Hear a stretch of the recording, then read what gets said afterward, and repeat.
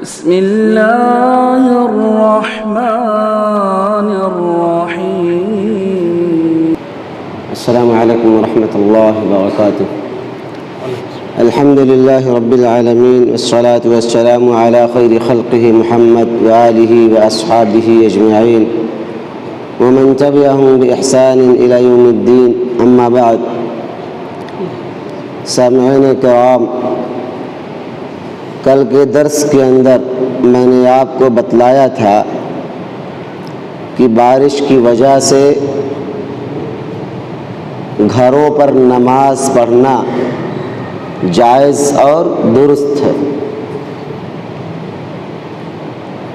آج کے درس میں انشاءاللہ دو مسئلے آپ کے سامنے اور واضح کروں گا۔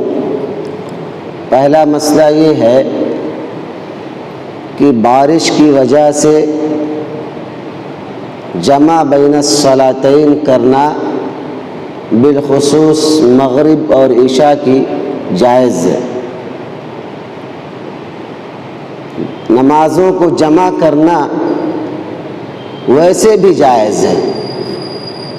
حضرت عبداللہ ابن عباس رضی اللہ عنہما ارشاد فرماتے ہیں، بخاری کی روایت ہے کہ آپ صلی اللہ علیہ وسلم نے ہمیں مدینہ منورہ کے اندر جمع کرائی بلا خوف ولا مطر، نہ تو کوئی خوف تھا، نہ کوئی ڈر تھا، اور نہ بارش کا کوئی اندیشہ تھا، بلا وجہ کوئی سبب موجود نہیں تھی۔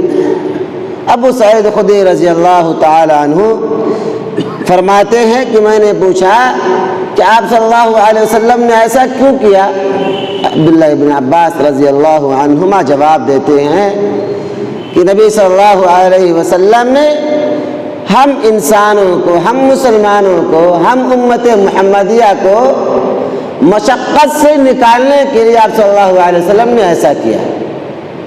تو جمع نمازوں کو جمع کرنا بغیر کسی عذر کے کبھی کبھار اگر امام چاہے تو کر سکتا ہے، اس سے مسئلہ نکلتا ہے۔ آپ صلی اللہ علیہ وسلم نے ظہر اور عصر کی بھی نماز کو جمع کیا ہے۔ بخاری کی روایت ہے، یہی راوی عبداللہ ابن عباس رضی اللہ عنہما فرماتے ہیں کہ آپ صلی اللہ علیہ وسلم نے مدینہ میں نماز پڑھائی 8 رکعت ایک ساتھ، اور آپ نے مغرب کے وقت نماز پڑھائی 7 رکعت ایک ساتھ۔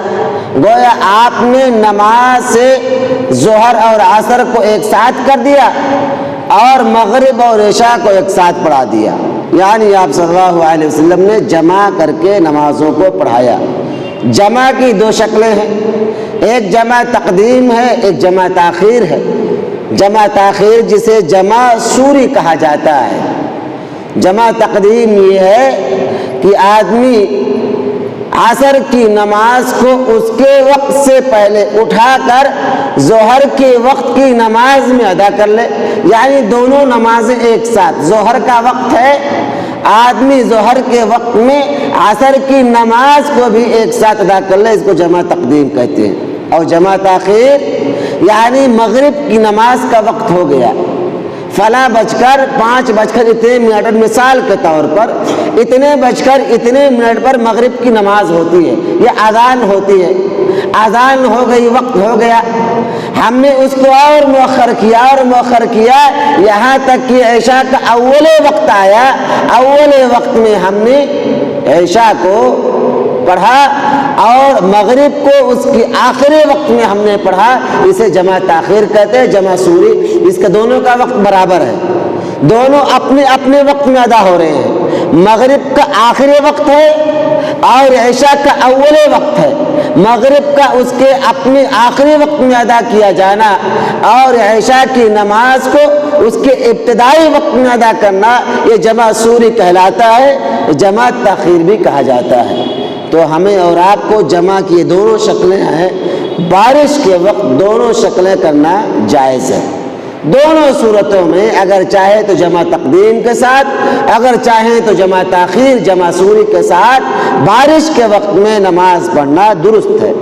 لیکن میرے بھائیوں، اس کے لیے علماء نے کچھ شرطیں بیان کی ہیں۔ یہ نہیں کہ کچھ بودا بادی ہوئی، کچھ قطرات زمین سے گرے، اب امام مسجد نے فوراً جمع کرا دی، ایسا بھی نہیں کیا جا سکتا۔ علماء نے اس کے لیے کچھ شرائط رکھے ہیں۔ پہلے شرط یہ ہے کہ نماز اس وقت جمع کی جا سکتی ہے جب مسلسل بارش ہو رہی ہو، لگاتار ہو رہی ہو، بارش زور سے ہو رہی ہو اور لگاتار۔ پہلی شرط بارش زور سے ہو رہی ہو، یعنی بارش کی شدت زیادہ ہو اور مسلسل ہو رہی ہو، پہلی شرط یہ ہے۔ اور دوسری شرط یہ ہے کہ وہاں پر جمع بین الصلاتین کی جائے گی جہاں لوگ اکٹھا ہو کر نماز پڑھتے ہوں، چاہے وہ مسجد ہو یا کوئی ہال ہو یا کوئی اور جگہ ہو جہاں کے لوگوں نے اس جگہ کو نماز کے لیے مختص کر دیا ہو۔ دوسری شرط یہ ہے جمع بین الصلاتین مساجد کے اندر یا ان جگہوں پر جہاں پر باجماعت نماز ادا کرنے کے لیے لوگوں نے اس جگہ کو خاص کر لیا ہو، چاہے وہ ہال ہو، چاہے وہ گھر ہو، چاہے وہ کوئی اور چیز ہو۔ اس سے وہ جگہیں مستثنیٰ ہیں یا وہ لوگ اس سے الگ ہیں جو جماعت کے ساتھ نماز نہیں پڑھتے بلکہ اپنی گھروں میں الگ سے نماز پڑھتے ہیں، جو تنہائی میں نماز پڑھتے ہیں اس سے وہ لوگ مستثنیٰ ہیں۔ اور وہ لوگ جو نماز آفسوں میں پڑھتے ہیں یا کہیں اور تنہا پڑھتے ہیں، خلاصہ کلام یہ ہے کہ اس رخصت سے تنہا پڑھنے والا نماز اپنے آپ کو اس میں شامل نہ کرے۔ یہ ان لوگوں کے لیے ہے جو جماعت کے ساتھ نماز ادا کرتے ہیں۔ دو شکلیں ہو گئی، دو شرطیں ہو گئی۔ تیسری شرط یہ ہے کہ اس سے عام جن کو بارش کی وجہ سے تکلیف ہو رہی ہو، یعنی اتنی زوردار بارش ہوئی کہ راستے پورے خراب ہو گئے، اتنی زوردار بارش ہوئی کہ پورا پانی محلوں میں بھر گیا، راستوں میں بھر گیا، آنے کا کوئی راستہ نہیں ہے۔ اس سے عام جن کو، عام مسلمانوں کو اس سے تکلیف ہو۔ اگر یہ تینوں شکلیں موجود ہیں، اگر ہم شہروں میں ہیں، بارش کا انتظام، بارش ہو رہی ہو، لائٹ کا انتظام ہو، راستے صاف ہوں، راستوں میں آنے جانے میں کوئی دقت کوئی پریشانی نہ ہو، تو ایسی جگہوں پر جمع بین الصلاتین نہیں کیا جائے گا۔ ہاں ان علاقوں میں جہاں راستے ٹوٹے ہوئے ہوں یا راستے ہوں جو مٹی کے بنے ہوئے ہوں، تھوڑی سی بارش ہونے پر وہ راستے پھول جاتے ہوں، آنے جانے میں دقت ہو، وہاں لائٹ کا انتظام نہ ہو، اندھیرا ہو، رات تاریک ہو، آنے میں یہ خدشہ ہو کہ کوئی جانور تکلیف پہنچا سکتا ہے، ان علاقوں میں بھی جمع بین الصلاتین کیا جا سکتا ہے۔ جہاں یہ تمام کیفیات، یہ تمام صورتیں پائی جائیں، وہاں جمع بین الصلاتین کیا جا سکتا ہے۔ آپ چاہیں تو جمع تقدیم کے ساتھ، آپ چاہیں تو جمع تاخیر کے ساتھ، یہ امام کے اوپر منحصر ہے کہ وہ جمع تاخیر کرائے یا جمع تقدیم۔ اہل حدیثوں کے یہاں یہ دونوں صورتیں جائز ہیں۔ اب میرے بھائیوں، ایک مسئلہ اور بتا کر اپنی بات ختم کرتا ہوں۔ بسا اوقات بارش کے موسم میں ہم نے اور آپ نے بسا اوقات دیکھا ہے، مشاہدہ کیا ہے کہ بارش کی وجہ سے راستے خراب ہوتے ہیں، کیچڑ ہوتے ہیں، بہت سارے لوگ چپل ایسے پہنتے ہیں، سلیپر چپل، جس سے کپڑے خراب ہونے کے اندیشے ہوتے ہیں اور خراب ہوتے رہتے ہیں۔